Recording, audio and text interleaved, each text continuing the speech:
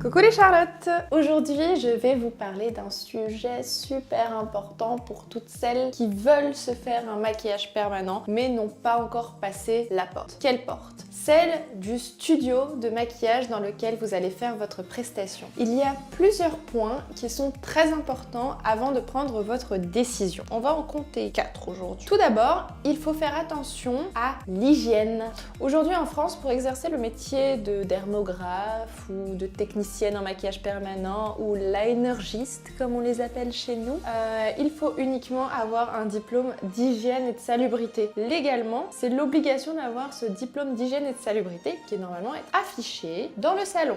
Donc, vous avez le droit de demander à votre technicienne, à votre linergiste, de vous montrer son diplôme. La deuxième chose qu'il faut vérifier, c'est son diplôme. Et oui, comme je vous ai dit, le diplôme n'est pas nécessaire. Même si elle est très propre, rien ne dit qu'elle travaille bien. Il faut bien avoir appris un jour à utiliser un dermographe ou un stylet ou quoi que ce soit d'autre. Vérifiez bien qu'elle dispose d'un diplôme venant d'une école de maquillage permanent qui est reconnu, pas reconnu par l'État.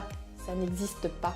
Mais une vraie institution, comme par exemple Longtime Liner, qui est reconnue à travers le monde. Et le numéro 3, c'est les produits qu'elle utilise. Dans le cas du maquillage permanent, vous avez tout un tas de choses, vu que c'est pas très régulé un petit peu partout, des pigments de différentes qualités, des machines de différentes qualités, et au niveau des pigments, certains vont être toxiques. Notamment de faire une vérification entre les produits qu'elle utilise et peut-être l'école d'où elle provient.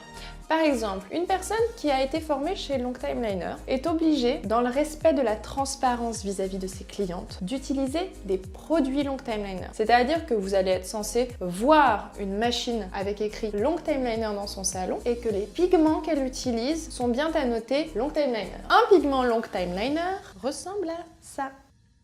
Quatrième indice, le prix. Effectivement, un prix bas est déjà un signe de moins bonne qualité. Si une prestation proposée coûte 100-150 € pour un maquillage complet des sourcils en création, vous pouvez être quasiment sûr que ce sont des produits de mauvaise qualité qui proviennent de Chine. Le cas inverse n'est pas forcément l'inverse. Je m'explique. Un maquillage permanent qui est cher ne dira pas forcément que c'est un bon maquillage permanent. Parce qu'au niveau de la concurrence, vous avez un certain prix qui fait que des personnes qui vont utiliser une qualité médiocre de produit vont remonter leur prix pour se rapprocher de la concurrence et faire croire qu'elles ont un produit de bonne qualité. Donc, c'est là où j'en viens au dernier point, qui est un point bonus. Qui va être lié à votre propre personnalité et c'est vous qui allez pouvoir juger visuellement de manière complètement subjective. Et ça concerne le style.